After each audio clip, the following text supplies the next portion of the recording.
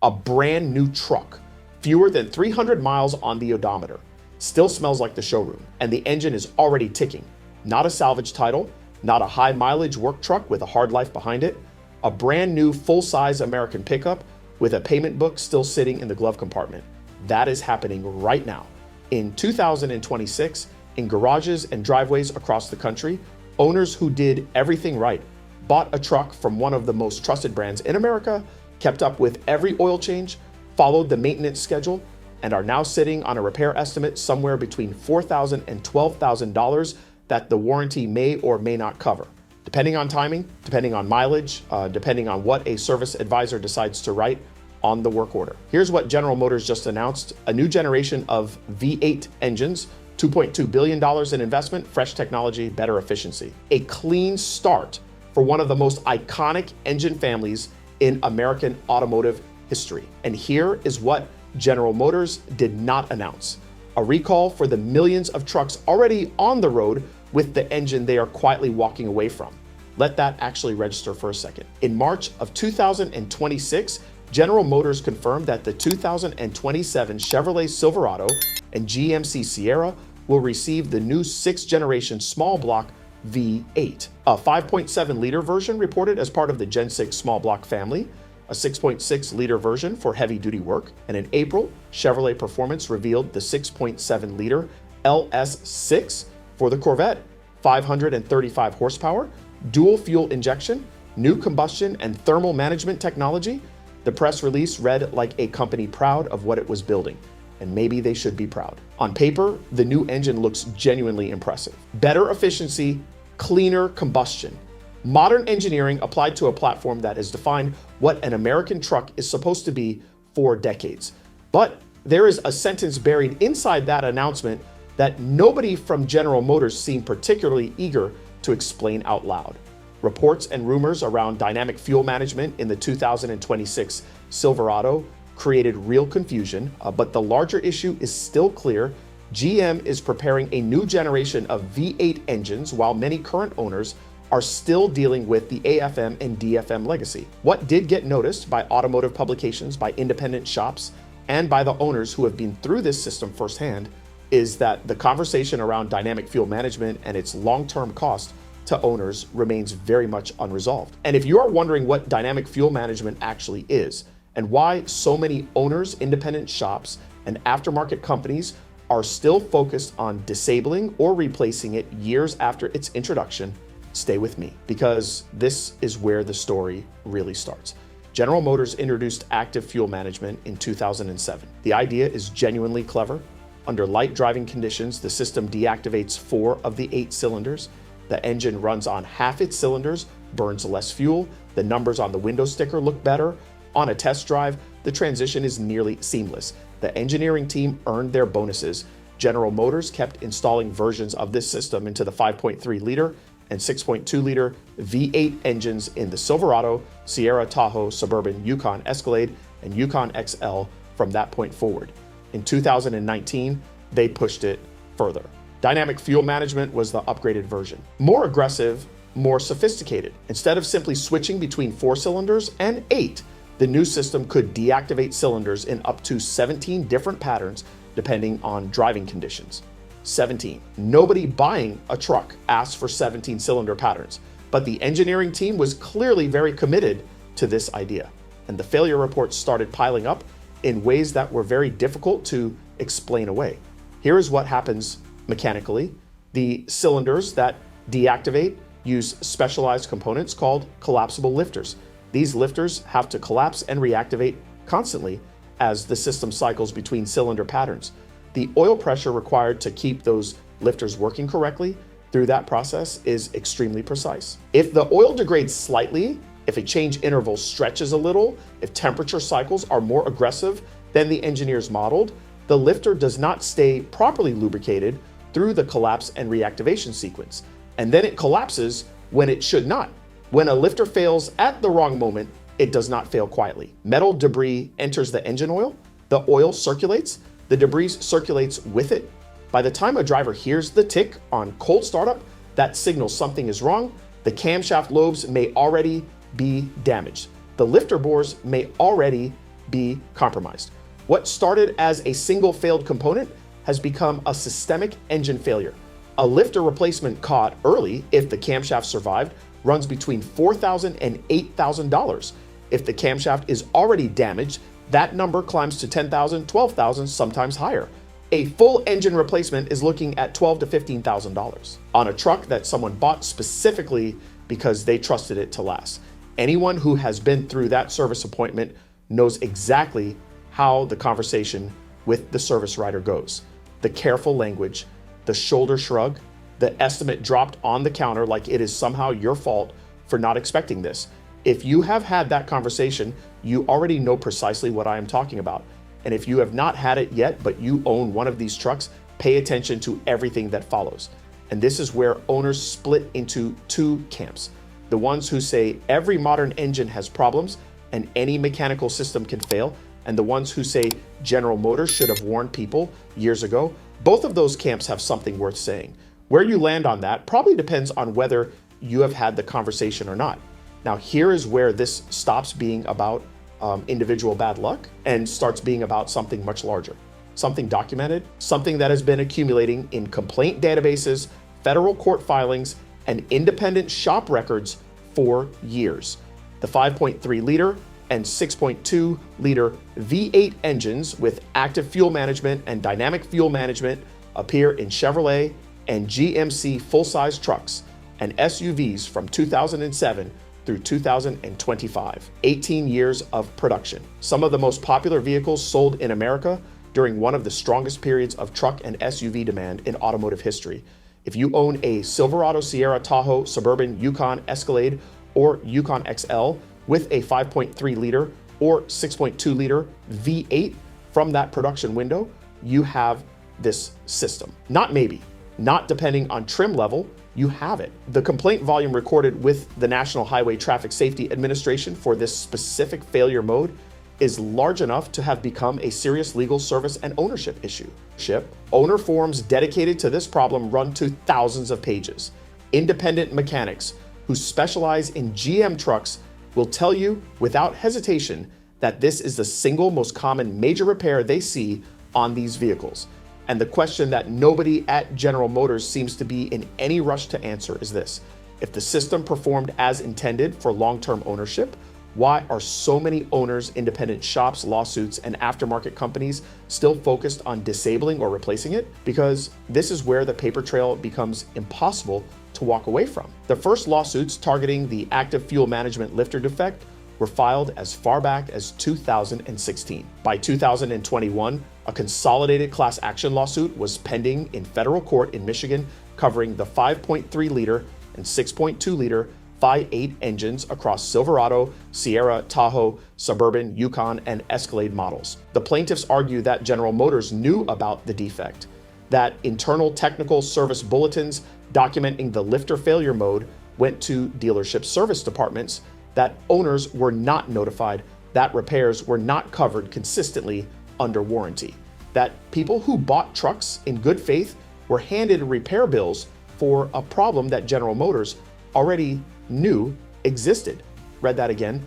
Technical service bulletins documenting this failure mode went to service departments. They did not go to the people who owned the trucks. Owners found out the hard way. The tick started, the check engine light came on, the estimate got printed, and then, for many of them, the fight with the warranty department began. A fight that a significant number of them lost, paying out of pocket for a repair on a truck they were still making payments on. In December of 2025, the lawsuit was moving toward class action certification. In March of 2026, a federal judge denied a motion by General Motors to split the consolidated case into separate lawsuits, keeping the litigation intact. The case is still pending as of May 2026. No recall, no extended warranty covering this failure mode, no reimbursement program for owners who already paid. Meanwhile, the conversation around dynamic fuel management in current production has created real uncertainty for owners, with conflicting reports about what GM has or has not changed in recent model years, and no clear communication to the millions of people still driving trucks with the system installed. A 2026 GMC Sierra buyer recently made national automotive news after canceling a new truck order specifically because of ongoing concerns about the 6.2-liter V8 engine, not a used truck. A brand new order, canceled because the confidence simply was not there. How many other buyers made the same decision without making news is a number that only General Motors knows. So now let us go back to the announcement that started this conversation. $2.2 billion in new V8 engine investment, the 6th generation small block. Better technology, a stronger future for the engine that built American trucks. Framed that way, it sounds like a company investing in progress. And in some sense it is, but there is another way to read the exact same announcement. A company that has been facing a class action lawsuit over the current generation of its V8 engine for years announces a completely new generation of V8 engines with fundamentally different cylinder management technology, while leaving unresolved questions around the current generation of cylinder deactivation technology in trucks already on the road, while simultaneously providing no recall, no extended warranty, and no remedy for the millions of vehicles already built with the system that is being replaced. The announcement of new engines and the ongoing debate around cylinder deactivation reliability are not two separate stories. They are the same story. And the story is that while owners continue debating the future of cylinder deactivation and waiting to see what GM's next generation system will actually look like in real trucks, the current generation of owners is left holding the bill. But going forward only helps the next buyer. It does nothing for the owner of a 2019 Silverado with 95,000 miles who started hearing the tick last winter. It does nothing for the family that bought a certified used 2022 Sierra 18 months ago because it seemed like a reliable choice. It does nothing for the Tahoe owner who just got the $10,000 estimate and is now trying to decide whether to repair it, trade it in for whatever the dealership will offer, or spend the next several months fighting a warranty claim that may go nowhere. The investment in new engines does not fix old ones. That gap does not look accidental to many owners. And the people absorbing the cost of that decision are the ones who bought the trucks, not the ones who built them. If you own one of these trucks and have not heard the tick yet, there are things worth knowing right now. The failure does not always arrive dramatically. For many owners, it begins as a faint knock or tapping sound on cold startup that disappears after the engine warms up. That sound is not normal.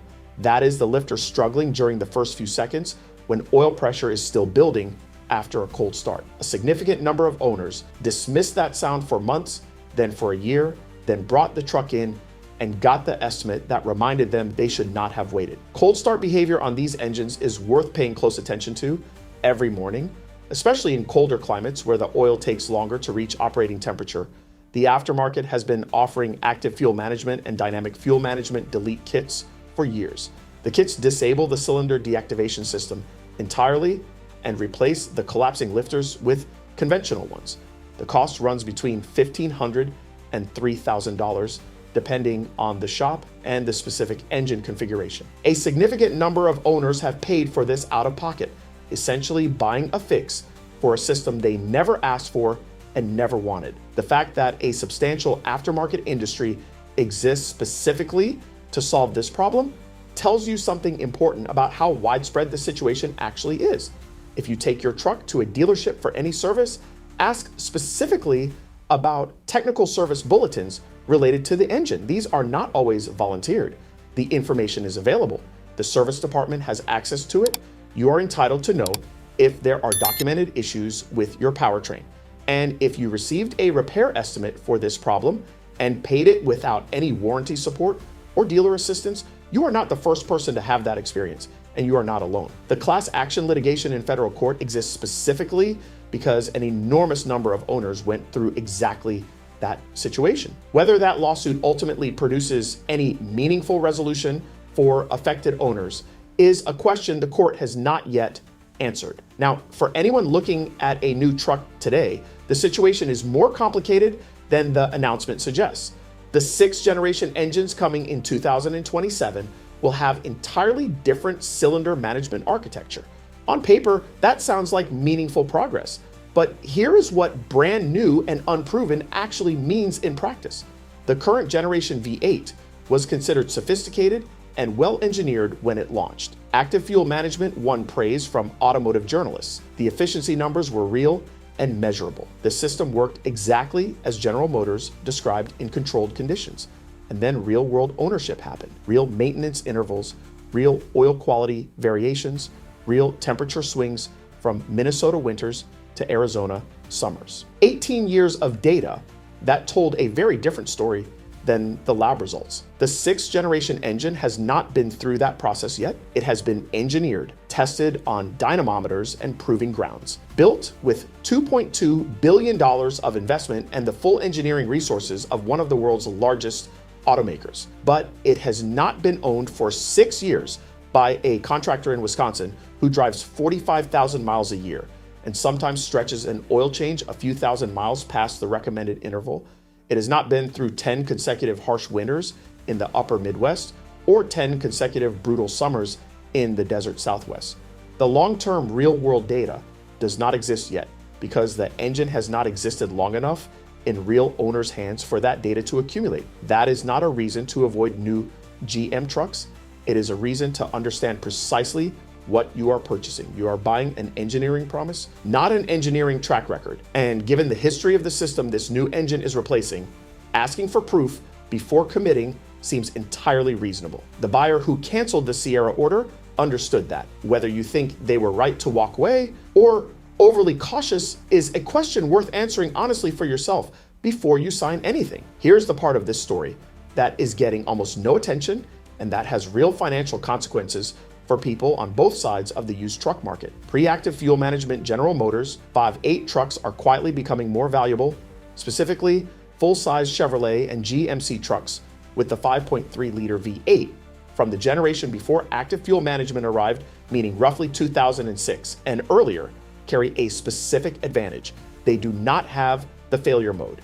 They run conventional lifters. They do not have the documented problem. And buyers who understand what active fuel management and dynamic fuel management have done to the affected generation are actively seeking them out. A clean, well-maintained 2004 or 2005 Silverado with a 5.3-liter V8 is not simply an old truck anymore. In markets where truck buyers are informed, it is a truck with a powertrain that avoids the documented risk profile of the affected generation entirely. Those prices have moved. The gap between pre-active fuel management trucks and post-active fuel management trucks has been widening as awareness of the issue increases.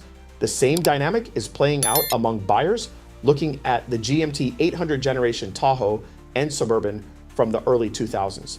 Buyers who know the history are paying premiums to avoid the system. Sellers who understand what they have are holding. If you own a pre-active fuel management GMV8 truck right now, do you actually know what it is worth in today's market? Not what it was worth 3 years ago. Not what a general used vehicle guide says, what the actual market is paying right now in 2026 from buyers who know exactly what they are looking for and exactly what they are trying to avoid, because that number may be different than you expect. Here is what this all adds up to. General Motors has been building the 5.3-liter and 6.2-liter V8 engines with cylinder deactivation technology since 2007. During those 18 years, a documented pattern of lifter failures caused by the system accumulated in National Highway Traffic Safety Administration complaint databases, federal court filings, independent mechanic records, and hundreds of thousands of owner accounts. Technical service bulletins documenting the failure mode went to dealerships. They did not go to owners. Owners found out when the tick started. In March of 2026, General Motors announced a 6th generation V8 engine family backed by $2.2 billion in investment. The new engines will arrive in 2027 production vehicles. The class action lawsuit covering the affected generation of engines is still pending in federal court as of May 2026. No recall has been issued. No extended warranty covering the active fuel management and dynamic fuel management failure mode has been announced for existing owners.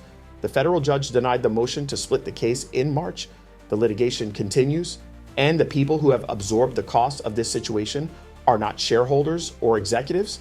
They are the ranchers and contractors and families and working people who bought a full-size American truck because they needed something they could depend on, because they trusted a brand that had earned that trust over generations, because nothing in the sales conversation suggested they should specifically ask whether the cylinder deactivation system had been the subject of federal litigation for nearly a decade. If a dealership ever told you the repair was simply normal wear and tear for the mileage, or that this particular failure was not a covered issue, you are not the first person to hear that explanation.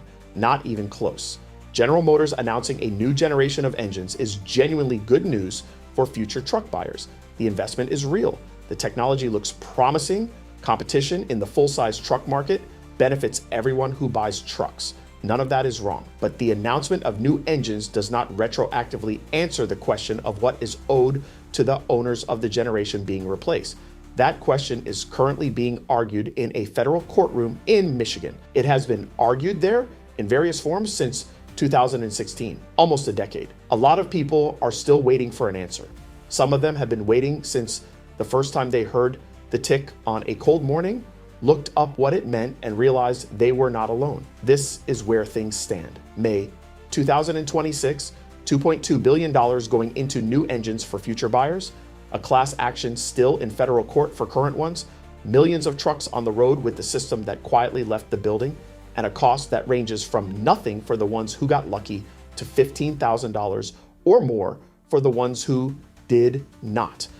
General Motors' latest V8 move could cost truck owners thousands. For a very large number of them, it already has.